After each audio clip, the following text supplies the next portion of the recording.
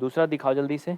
देखो साथियों, दूसरा देखने के पहले ध्यान दीजिए, हम आपको सावधान करना चाहते हैं। एयरटेल ब्रॉडबैंड इंटरनेट मैंने लगवाया था आप लोगों की क्लास के लिए। आपकी लगातार लाइव क्लासें चलती थी, 7-8 क्लासें एप्लीकेशन में और यूट्यूब पर। अगर इनकी एक बार केबल कट जाती है तो ये 4-5 दिन तक कुछ नहीं सुनते हैं। इसलिए आपको सावधान कर रहे हैं कि आप या आपके घर परिवार में अगर कोई ब्रॉडबैंड लगवाना चाहता है, चाहे पढ़ाई के लिए, बिजनेस के उद्देश्य से, तो एयरटेल का बिल्कुल ना लगवाएं।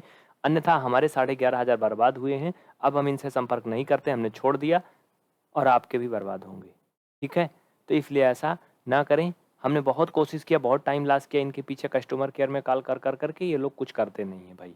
तो अभी देखो इसमें 8698 रुपये का बैलेंस है, 325 दिन की वैलिडिटी है, स्क्रीन पे आपको दिख रहा है। लेकिन हम हो गए परेशान, इसलिए आपको सावधान कर रहे हैं क्योंकि आप हमारे लिए सर्वप्रिय हैं। क्वेश्चन नंबर अगला देखिए, इसके कई पार्ट हैं बेटा। स्क्रीन पर अगर आप नीचे ध्यान से देखिए तो आपको दिख रहा होगा, कह रहा कि रिक्त स्थानों की पूर्ति कीजिए, मतलब fill in the blanks. Hindi में लिखा है, मैं इसे इंग्लिश में भी पढ़ के सुनाऊंगा, आप लोग ध्यान से देखिएगा। फिल इन द ब्लैंक्स में क्या कह रहा है? फर्स्ट क्वेश्चन में कह रहा है कि a tangent to a circle intersect in dash point. Hindi में पढ़ लीजिए, कह रहा है किसी वृत्त को की स्पर्श रेखा उसे बिंदुओं पर प्रतिच्छेद करती है, मतलब इंटरसेक्ट करती है।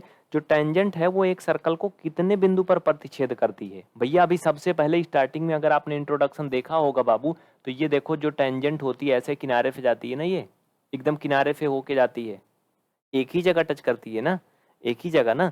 तो सेकंड वाले का पहला क्या हो जाएगा बेटा? क्वेश्चन नंबर सेकंड का, हाँ, क्वेश्चन नंबर सेकंड का जो पहला होगा वो क्या हो जाएगा? एक बिंदु पर। इसमें क्या भरोगे? एक। ठीक है, इसमें एक भर लेना। ओके, ठीक है, तो समझ गए। इसका सेकंड पार्ट देखो, सेकंड पार्ट में क्या कह रहा भैया? सभी समझ रहे हो ना? हिंदी इंग्लिश में दोनों में बताऊंगा, टेंशन मत लेना। हिंदी में दिख रहा है, इंग्लिश में मैं पढ़ रहा हूं। आपको क्लियर तो हो रहा है ना? चलो आगे सेकंड पार्ट वाला सुनो। कह रहा a line intersecting a circle in 2 point is called a फिर डैश। यानी कहने का मतलब, एक बार फिर से सुन लीजिए, a line intersecting a circle in 2 point is called, यानी वो सर्कल जिसमें कोई लाइन दो जगह इंटरसेक्ट करे वो क्या कहलाती है भाई? सीधी सी बात है, सीकेंड कहलाती है, छेदक रेखा कहलाती है। अभी जो मैंने दूसरा चित्र दिखाया था वही है ना। यानी वृत्त के दो बिंदुओं पर प्रतिच्छेद करने वाली रेखा को क्या कहते हैं? छेदक रेखा कहते हैं। क्या कहते हैं बेटा? छेदक रेखा कहते हैं। क्या कहते हैं? छेदक रेखा। इंग्लिश में सीकेंट कहते हैं, सीकेंड लाइन। ठीक है, इसे 1 लिख देना इंग्लिश में। इंग्लिश हिंदी दोनों लैंग्वेज में मैं बताऊंगा। हमारी कोशिश है UP, CBSE, Rajasthan, MP, Delhi board, कोई भी बोर्ड का बच्चा है वो हर कोई पढ़ सके, है ना। चलिए अगला, इसका थर्ड देखिए, स्क्रीन पर देखिए। क्वेश्चन 2 पार्ट दिख रहे थे, तीसरा, चौथा, पांचवा सब देख लो अब। ठीक है, 4 ही तो है ना इसमें। चलो ठीक है, अब सबसे ऊपर देखो आप, कह रहा है एक वृत्त की, फिर डॉट डॉट डॉट, समांतर रेखाएं हो सकती हैं। मतलब एक वृत्त की भाई कितनी पैरेलल लाइन हो सकती हैं बताइए? इंग्लिश में बोल दूं, कह रहा है a circle can have dash parallel tangent at the most. हाँ, यही तो है ना, बताइए। एक वृत्त की कितनी समांतर स्पर्श रेखाएं हो सकती हैं? समांतर स्पर्श रेखाएं, भैया इसका आप जवाब लिख लो 2। किसी भी वृत्त की 2 समांतर स्पर्श रेखाएं हो सकती हैं। कितनी? 2 रेखाएं हो सकती हैं, 2 से ज्यादा नहीं हो सकती हैं। जो समांतर भी हो और मतलब पैरेलल भी हो और टेंजेंट भी हो, इस तरह से केवल 2 रेखाएं हो सकती हैं। बना के दिखाऊं कहो तो, नहीं तो रहने दूं, कोई मतलब नहीं है। अगला पेज पलटो, 4 नंबर वाला करवाऊं? इसका जवाब होगा 2। हिंदी में लिख लो 2।